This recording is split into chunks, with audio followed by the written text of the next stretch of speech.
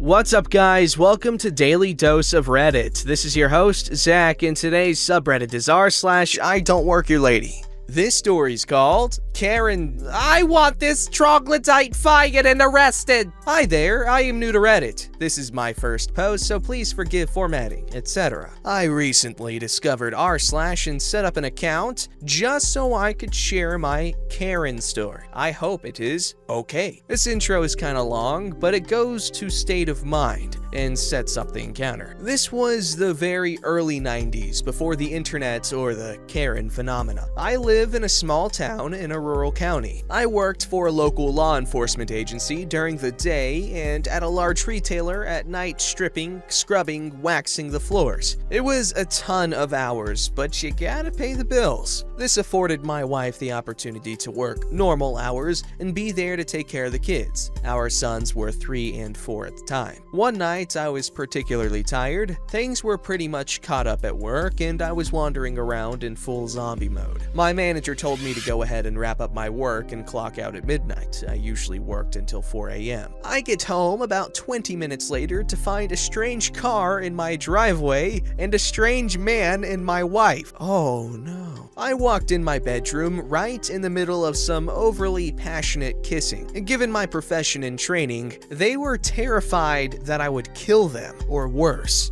I have always prided myself in being able to control even the most dangerous situations by talking people down and avoiding any use of force, no matter how tense things got. I just stood there and ordered him to get out of my house and take that whore with him. I was beyond furious, but managed to hang on to the last strand of control that I had. As they ran out of the house, I shouted after her that she should come pick up her things from the yard in a couple of days. Fast forward 3 days. I am a total wreck. I have not slept and barely eaten and have been walking around borderline in shock. My wife and kids were my entire world, and it was all suddenly torn down around me. I called my supervisor at the department and told him everything that happened and asked for a few mental health days. He agreed and gave me the time off. I don't need to be around the public in that state of mind with a weapon. We have legal insurance at work. It works like medical insurance. You pick a lawyer from a list of providers and their specialty for discounted or even free services. The lawyer I chose was in the next county in the big city. Our meeting did not go well. She advised me that even with what had happened, the court would most likely rule that since she is the mother, she gets the kids and I would have to pay her child support, which is exactly what happened. It was a different time back then. I staggered out of her office feeling like I had been kicked in the gut. I was already in very bad shape, and this just pushed it to 11. My mouth was very dry and my throat felt like it would close.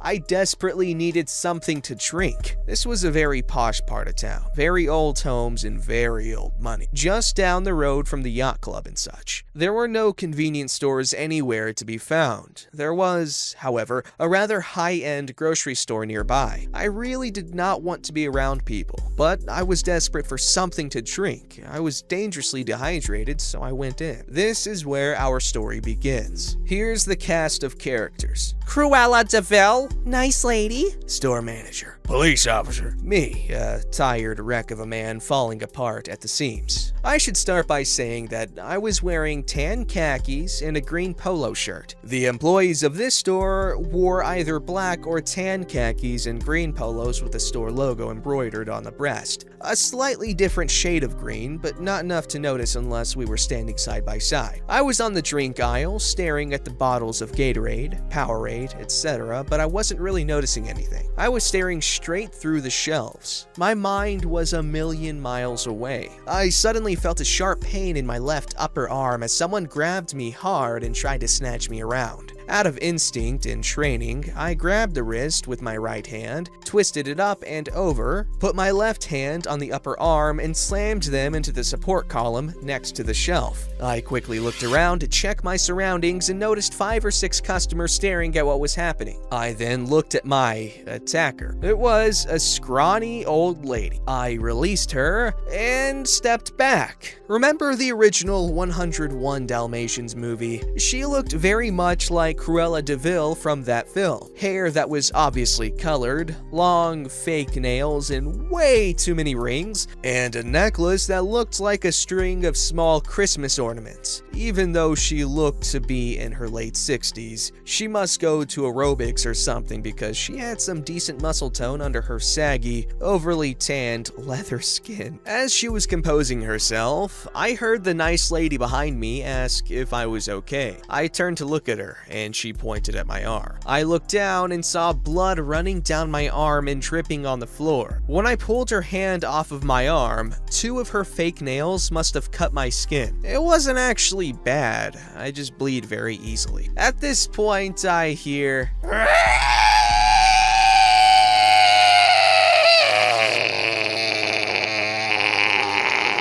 I turned towards Cruella de Vil just in time to hear, "How dare you, peasant!" Yes, she called me a peasant. "Do you know who my husband is?" Then she reached back to swing at me. As she tried to slap me, I simply stepped back at the last second, causing her to miss. She lost her balance and fell forward. She knocked down several drink bottles off of the shelf and fell face first into a shelf, causing her lip and nose to bleed. He's mastered Ultra Instinct. About this time, the manager rounded the corner and asked what was going on. Apparently, he saw her try to hit me and fall down. "I want this troglodyte!" Gotta love her vocabulary. "Fired and arrested!" The manager looks at me and tells her that I do not work there. "Bull's not! He ignored me and refused to assist me, then attacked me and tried to kill me!" About this time, I saw a local police officer rounding the corner. Apparently, one of the customers had the store call them as soon as this all started. The police officer must have been very nearby. Excellent response time. Cruella de Vil, putting on her best victim face. "Oh, thank God you're here!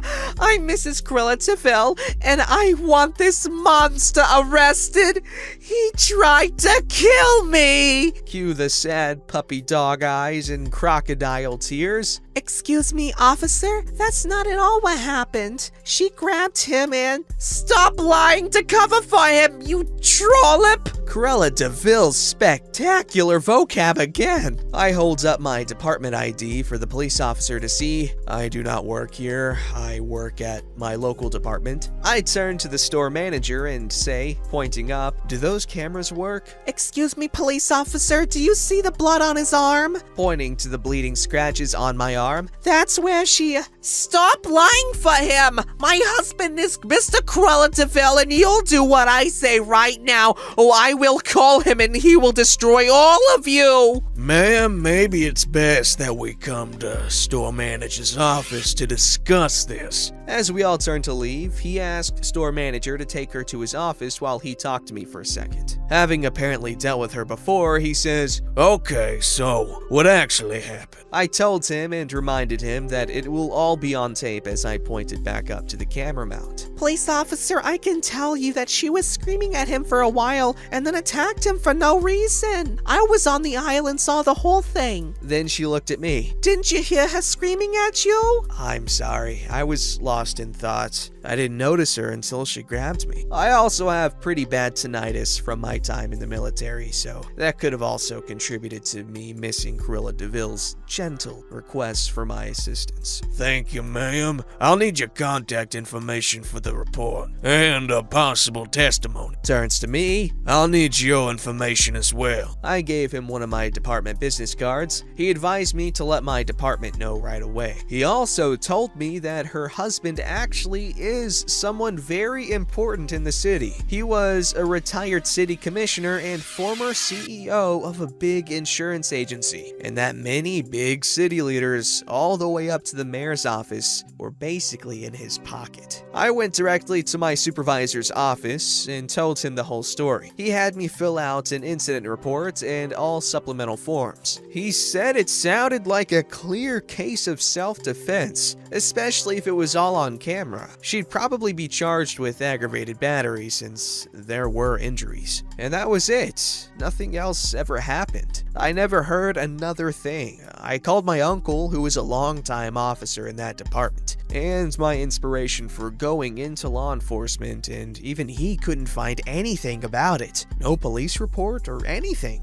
It was all swept under the rug and forgotten. I guess the moral of the story here is that money talks. Except for 3 more quick in and out trips to the lawyer's office, I never went to that part of town ever again. And this was a really cool story. Very dramatic and pretty well written. Confusion at the swimming baths. Okay, first time sharing one of these things, but it happened to me yesterday, and I wanted to share it before I forget some details. My local sports center is upgrading to an electronic system. Doors have locks on that you can open with a fob, the kind you might attach to your keys, so once you have checked in or paid, either at the desk or on the new quick-serve machines in the main entrance, the doors to various areas will open for you provided you are eligible for entry. It's early days of this new system, and some people aren't used to it. Change is scary. The gym and spa suite and the swimming pool are in separate areas, and both have their own changing rooms. However, there is a door and a long corridor that links the two so that if you want to go to the gym, then for a swim, or go a swim, then to the spa suite, sauna, etc., or some combination thereof, you can use this door to pass back and forth. I work out 5 days a week, and I am very familiar with the new system already. I've seen plenty of people caught out, not able to get past a door to an area, and explained it to them. Such was the scene I came across upon when, after my workout and on my way for a swim, I came across this woman in her bathing suit. Hope you asked for permission. Trying to get through the door unsuccessfully. She was hesitant to go back into the gym in her bathing suit to ask for assistance, and her other option, the doors next to her that would open, led to the main entrance, and I doubt she would want to walk through the cafe in her bathing suit even less than through the gym.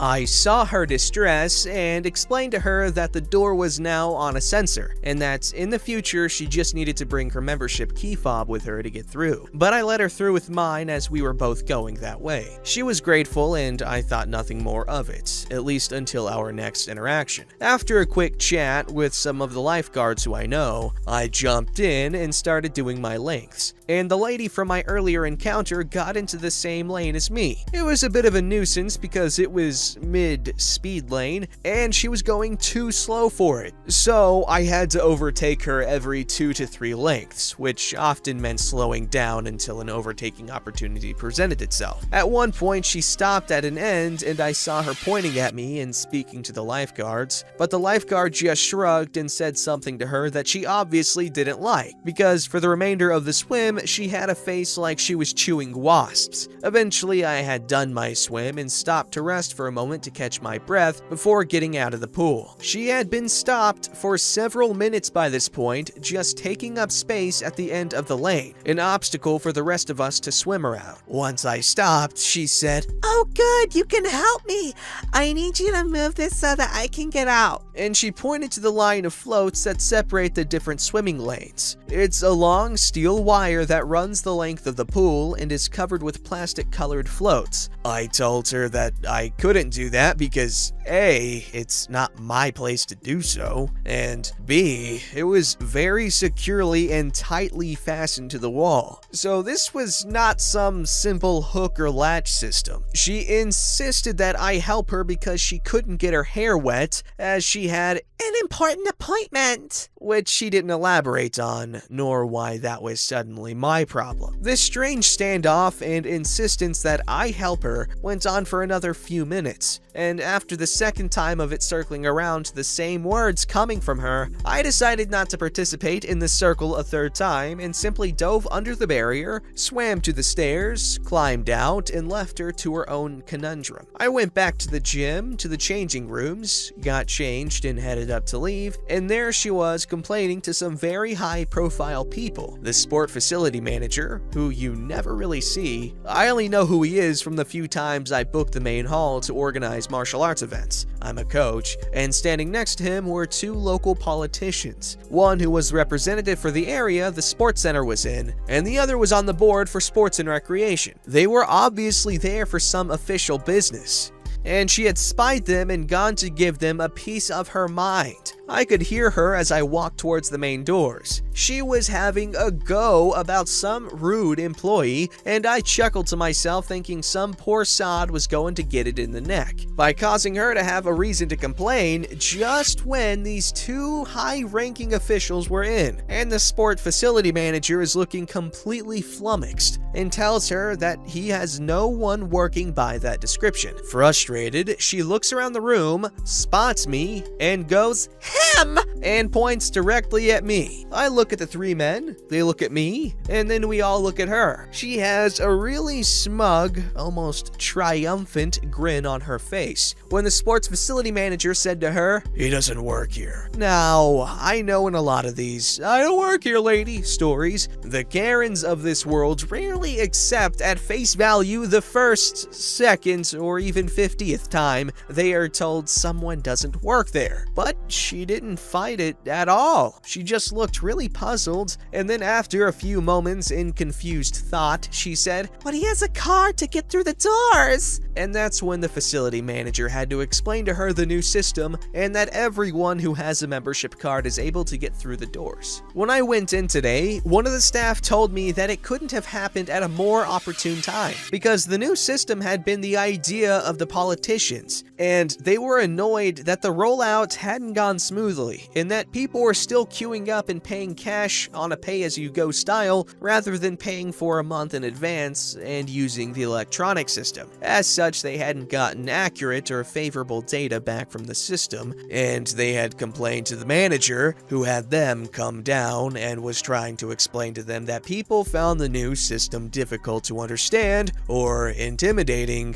or were just being slow to adapt to change. Our misunderstanding underlined his own point so beautifully, it couldn't have gone better had he orchestrated it himself. And for them to be stood there next to him when it all went down, I bet he'll be telling that story for years to come. You know what? That's a pretty freaking cool story. It's really cool to have stuff like that fall into place so perfectly, and to have been a part of that would have been really, really, really cool. And I'm thankful for this having been shared with us. Pretty cool. Don't forget to like, subscribe, and hit that bell to never miss an episode.